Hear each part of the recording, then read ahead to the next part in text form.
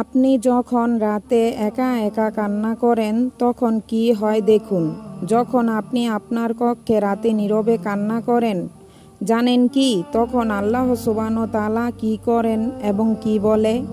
আল্লাহ তার ফেরেশতাদের উদ্দেশ্য করে বলে, কোন জিনিস আমার এই বান্দার চোখে পানি আনলো? ফেরেশতাগণ বলেন, আপনার বান্দা বান্দি সুখে নেই, আপনার বান্দা বান্দি দীর্ঘ সময় যাবৎ হাসেনি।